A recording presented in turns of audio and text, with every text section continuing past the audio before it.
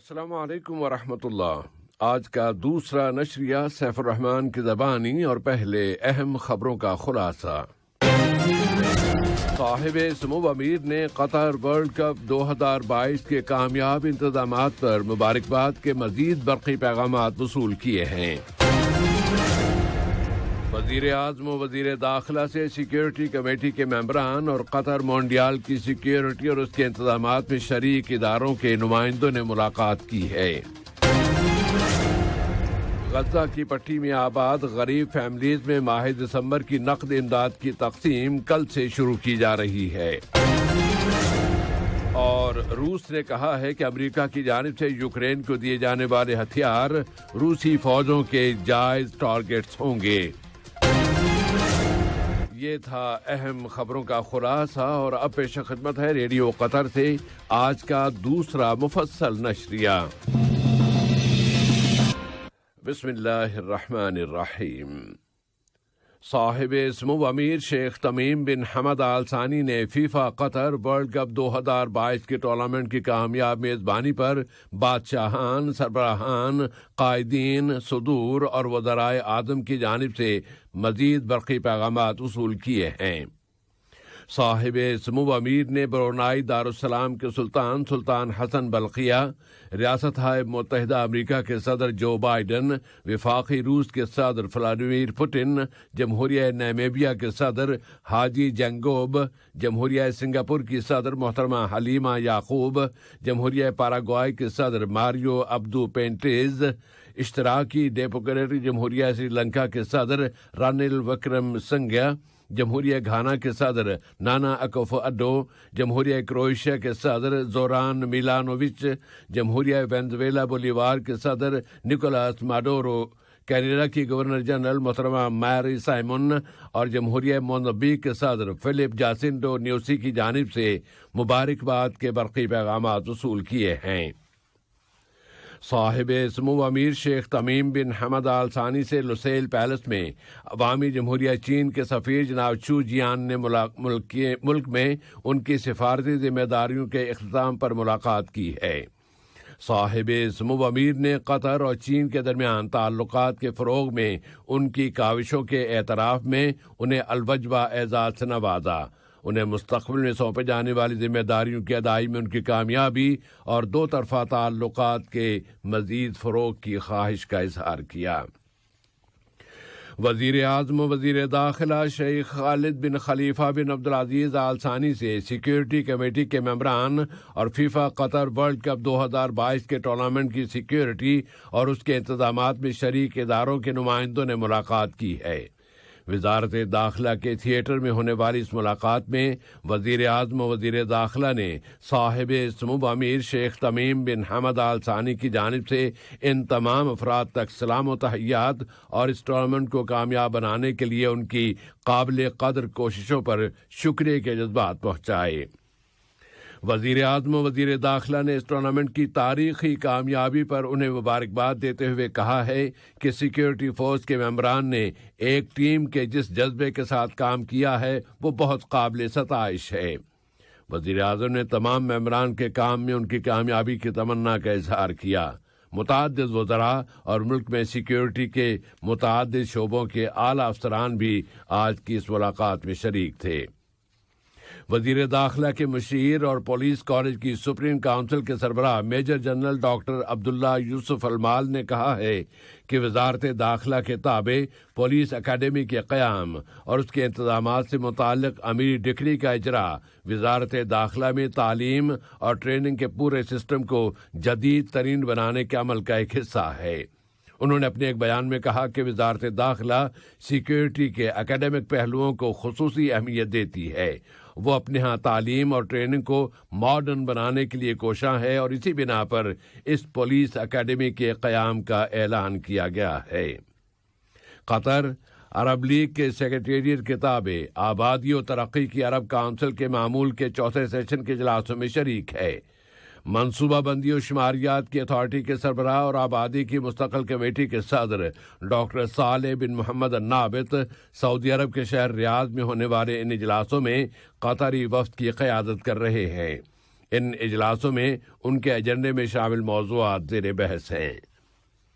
اقوام متحدہ کی جنرل اسمبلی نے ایشیا اور بحر الکاہل کے نمائندے کی حیثیت سے قطر کو 2023-2024 کے لیے جنرل اسمبلی کی کیٹیگری میں تعمیر امن کی کمیشن کی آرگنائزنگ کمیٹی کا رکن منتخب کر لیا ہے۔ یہ پہلا موقع ہے کہ قطر کو اس آرگنائزنگ کمیٹی کا رکن بنایا گیا ہے، اور اس کی وجہ اس کا یہ راسخ یقین ہے کہ محاذ آرائیوں کی روک تھام، بچاؤ کی سفارتکاری اور قیام امن کی کوششیں بین الاقوامی امن و سلامتی اور پائیدار ترقی کے لیے طے شدہ امور ہیں۔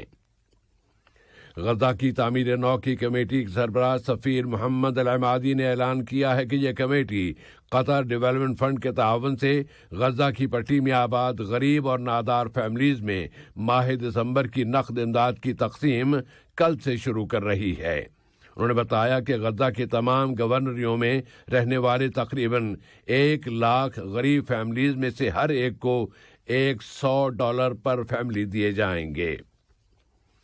فلسطینی سرزمین سے متعلق یہ خبر کہ آج پھر دسیوں یہودی آباد کاروں نے باب المغاربہ کی جانب سے مسجد اقصی پر چڑھائی کی ہے۔ قابض اسرائیلی سیکیورٹی فورسز ان حملہ آور آباد کاروں کی سخت حفاظت کر رہی تھیں اور فلسطینی مسلمانوں کو مسجد اقصی میں نماز پڑھنے سے روک رہی تھیں۔ دریں اثنا فلسطینیوں کی جانب سے اپیل کی جا رہی ہے کہ کل جمعے کے روز بڑی تعداد میں مسلمان مسجد اقصی کی حفاظت کے لیے پہنچیں، وہاں فجر عظیم نامی مہم میں شریک ہوں، جس کا مقصد یہ ہے کہ قابض اسرائیل اور یہودی آباد کاروں کے منصوبوں کو ناکام بنا دیا جائے۔ تعلیم سب سے بالا فاؤنڈیشن کے اس نے افغانستان میں لڑکیوں کے اسکولوں اور یونیورسٹیوں میں اسٹڈی معلق کر دیے جانے کے فیصلے پر اپنی سخت ناپسندیدگی کا اظہار کرتے ہوئے اپیل کی ہے کہ افغانستان کے تمام طلباء کو خواہ ان کی جنس کوئی بھی کیوں نہ ہو مساویانہ طریقے سے تعلیم حاصل کرنے کے مواقع فراہم کیے جائیں۔ اس فاؤنڈیشن نے اپنے ایک بیان میں افغان طالبات کے ساتھ روا رکھے جانے والے اس امتیازی سلوک کی مذمت کرتے ہوئے کہا ہے کہ تعلیم کا حصول ہر ایک انسان کا بنیادی حق ہے اور یہ ریاست کی ذمہ داری ہوتی ہے کہ وہ اپنے تمام شہریوں کو بلا امتیاز تعلیمی تحفظ فراہم کرے۔ صومالیہ کی سرکاری فوجوں نے وسطی گورنری شبیلی کے آخری تحصیل کو بھی اب شدت پسند تحریک نوجوانان کے مسلح افراد کے قبضے سے آزاد کرا لیا ہے۔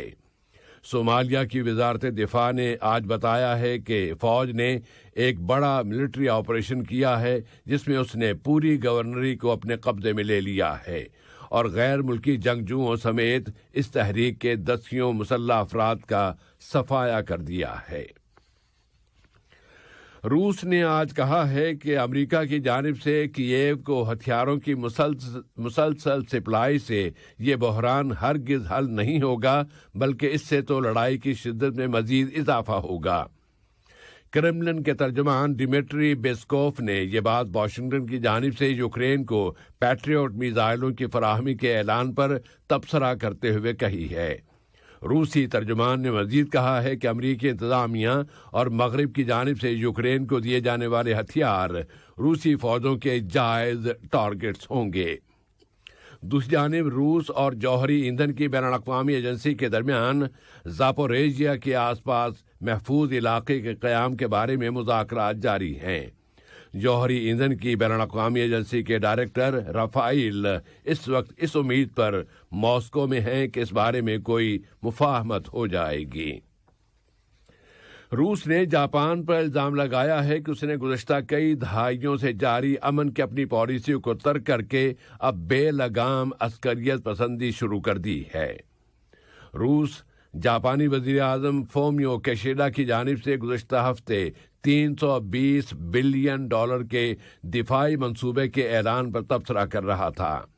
روسی وزارت خارجہ نے اپنے ایک بیان میں کہا ہے کہ یہ سرگرمی سیکیورٹی کے نئے چیلنجوں کو جنم دے گی اور اس سے ایشیا اور بحر الکاہل کے علاقے میں کشیدگی میں مزید اضافہ ہو جائے گا۔ واضح رہے کہ جاپان اس اعلان کے بعد امریکہ اور چین کے بعد دفاعی اخراجات کے لحاظ سے دنیا کا تیسرا سب سے بڑا ملک بن جائے گا۔ سلامتی کونسل نے 74 سالوں میں پہلی مرتبہ میانمار کے بارے میں ایک قرارداد منظور کی ہے۔ اس میں تشدد کے خاتمے کا مطالبہ کرتے ہوئے وہاں کی ملٹری کونسل سے کہا گیا ہے کہ وہ سابق وزیر اعظم آنگ سان سوچی سمیت تمام سیاسی قیدیوں کو رہا کر دے۔ اور اب کچھ اقتصادی خبریں۔ قطر کی وزارت مواصلات اور اسلامی جمہوریہ ایران کی وزارت مواصلات کا ایک اجلاس آج منعقد ہوا ہے، جس میں مواصلات اور ٹرانسپورٹ کے شعبوں میں تعلقات و تعاون کو فروغ دینے کے وسائل زیر بحث آئے ہیں اور بری ٹرانسپورٹ کی سرگرمیوں اور سروسز کی اس کے متعدد موضوعات پر بات چیت کی گئی ہے۔ کہرما نے اعلان کیا ہے کہ وہ ملک کے متفرق مقامات پر گاڑیوں کی چارجنگ کے مزید کئی اسٹیشن قائم کرنے والی ہے، جس سے 2030 کی حکمت عملی کے مطابق ملک میں کاربن کی مقدار میں مزید کمی کرنے میں مدد ملے گی۔ کہرما میں توانائی کے استعمال میں کمی کے پروگرام ترشید اور توانائی کی صلاحیت میں اضافے کے ڈائریکٹر انجینئر راشد الرحیمی بجلی سے چلنے والی گاڑیوں کے فیسٹیول مال میں چارجنگ اسٹیشن کی تکمیل کے موقع پر ایک بیان دے رہے تھے۔ توقع ہے کہ اگلے سال کے اختتام تک ملک میں بجلی کی چارجنگ کے اسٹیشنوں کی تعداد 250 ہو جائے گی۔ قطر اسٹاک ایکسچینج کے انڈیکس میں 8.68 پوائنٹس یعنی 0.8% کی کمی ریکارڈ کی گئی ہے۔ آج ایکسچینج میں 95 ملین شیئرز کا کاروبار ہوا، جن کی کل مالیت 310 ملین ریال بتائی گئی ہے۔ تمام شعبوں میں ہونے والی کل سودوں کی تعداد 11,000 رہی۔ آج 28 کمپنیوں کے حصص کی قیمتوں میں اضافہ ہوا اور 17 کمپنیوں کے شیئرز کی قیمتیں گر گئیں، جبکہ ایک کمپنی کے شیئرز کی سابقہ قیمت بحال رہی ہے۔ اور آج عالمی مارکیٹ میں خام تیل کی قیمتوں میں مسلسل چوتھے روز بھی اضافہ جاری رہا۔ امریکہ میں خام تیل، ہیٹنگ میں استعمال ہونے والے تیل اور ہوائی جہازوں میں استعمال ہونے والے ایندھن کے ذخائر میں اضافہ ہوا ہے، جبکہ امریکہ کی مغربی وسطی ریاستوں میں موسم سرما کا طوفان آیا ہوا ہے۔ آج کا یہ نشریہ ختم ہونے سے قبل اہم خبروں کا خلاصہ ایک مرتبہ پھر پیش خدمت ہے۔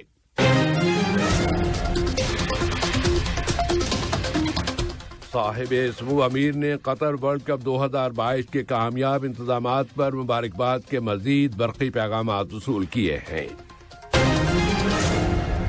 وزیر اعظم و وزیر داخلہ سے سیکیورٹی کمیٹی کے ممبران اور قطر مونڈیال کی سیکیورٹی اور اس کے انتظامات میں شریک اداروں کے نمائندوں نے ملاقات کی ہے۔ غزہ کی پٹی میں آباد غریب فیملیز میں ماہ دسمبر کی نقد امداد کی تقسیم کل سے شروع کی جا رہی ہے۔ اور روس نے کہا ہے کہ امریکہ کی جانب سے یوکرین کو دیے جانے والے ہتھیار روسی فوجوں کے جائز۔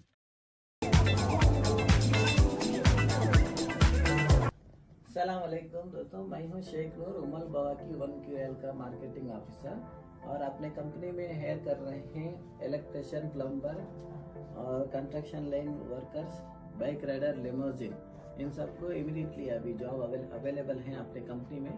اگر کوئی بھی اس کام کے لیے اپلائی کرتے ہیں تو آپ کو امیڈیٹلی ہائر کر سکتے ہیں، ہم لوگ آپ کو امیڈیٹلی لے رہے ہیں۔